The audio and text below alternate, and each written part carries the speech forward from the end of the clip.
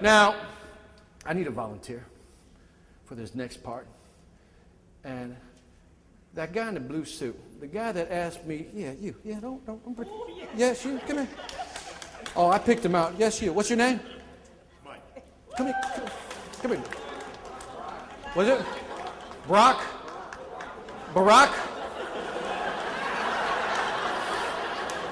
You know I could have so much fun with that, but I'm just going to resist the temptation. Absolutely. Michael? Mike. Yeah. Mike. Yeah. Pleasure. Man, there is a similarity. It's scary, man. It's a smile, I think. It's a smile. It's a smile. You know what I'm going to do? Distort his face a little bit. I met Barack Obama. But anyway, so my friend Mike, I'm standing out there, and I always find somebody I want to pick for this project, and I had no idea who I wanted to pick. Mike comes up to me, and what did you ask me to do? Go ahead. What did you ask me to do? If we could bring the lights down a little bit. Yeah, he treated me like a worker. He treated me.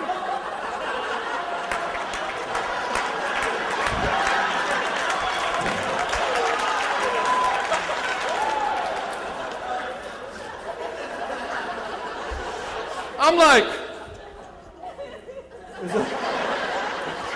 all right, Mike. Well, Mike, because you were so kind enough to volunteer, I'm going to tell my friends a Zig Ziglar story. I do this all the time only because it allows me to abuse somebody in the audience just like you. Right. You are that person. And what's nice about it, just say hi to the camera because you will now be immortalized. That's Mike, a.k.a. Barack. All right. Now, I'm going to tell them a story, but I need your help. All right?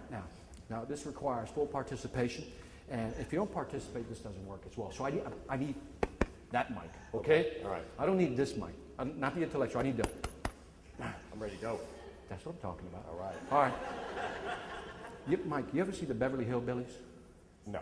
Never. Have you heard of the Beverly Hillbillies? Yes. All right, good enough. That's close. Have you guys heard of... Clap if you heard of the Beverly Hillbillies. Wait a minute. Let me test you out. I'll start the song. You finish it. Let me tell you about a story about a... That's what happens when you move to Georgia. All right, stop. By the way, your parents let you watch too much TV. That's all I'm saying. All right, now, you never watched it. Remember the dog they had? They had a big old nasty hound dog. What was the name of that dog? Sad that you would even know that. But that's correct. Duke. They had a big old nasty hound dog named Duke. Now, here's what I want you to do. I'm going to tell them a story, but before I can begin the story, I need you to give me like a hound dog sound. Go ahead. Just like a hound dog sound. Go ahead. Oh! That has got to be one of the best ones I've ever heard, all right? But we ain't done. All right, so, one more thing. Now, I like that one. Don't change that one, especially the ooh, I love it. That's 10% right there. That's a 10% of 10. Now, what I want you to do right now is add a little bit of pain to it. That wasn't painful enough? No. All right, a little more pain. Okay, all right.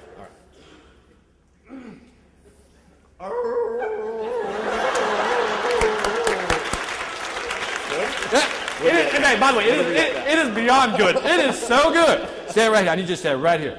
All right, now stand right there. Now I'm going to tell them a story. Now, here's what's going to happen. I'm going to tell them a story. Story I heard, learned from Zig Ziglar, but I just put my twist in it. And every time I point at you, you do the painful. That's what I'm talking about. All right, listen carefully. There's a man walking down a lonely road. Been walking for a long time. In the distance, he sees a farmhouse, and he's kind of thirsty. As he approaches the farmhouse to get a drink of water, he sees an old man sitting in the rocking chair, just rocking back and forth. And right next to him is a big old nasty hound dog making this sound. Give it up. He's too good. Give it up. We ain't done.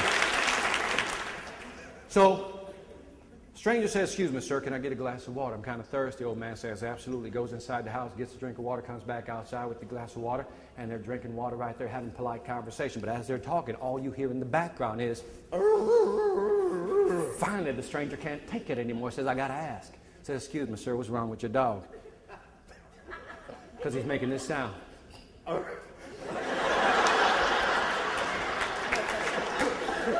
Because he's making this sound.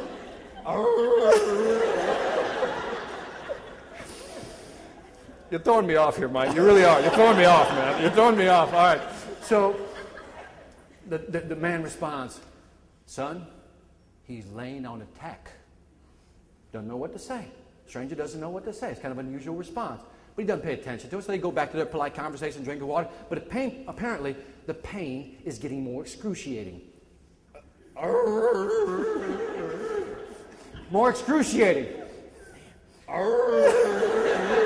All right, finally the guy can't take it anymore. He says, excuse me, sir, but if your dog is laying on the tack, why doesn't it just get up? He says, son, you don't understand. The tack hurts the dog, but not enough to make him want to get up and do something about it. Now, have you met people that all their lives, all they do is... The next time you hear people whining, this is what I want you to hear. I've embarrassed you enough. Thank you very much. All right. Thank you very much. Hey, can you let him know I want all those photos? Okay. Mike wants all the photos. No evidence. Now, I tell you this story for several reasons. Sometimes people lack the motivation to do something. Have you found that? Even whether you're talking to somebody you're trying to register for the first time or somebody within your organization, sometimes the motivation isn't there, but yet there's a lot of whining going on about what they should be doing. So what I want to do is I want to give you, I thought about this. When Jody asked me to come here, she said, also give them some stuff that they can use. I'm going to give you something that I use to motivate people when I coach them. And I've tailored it just for you guys, okay? And I want you to write this down. This is a serious one. I want you to write this down.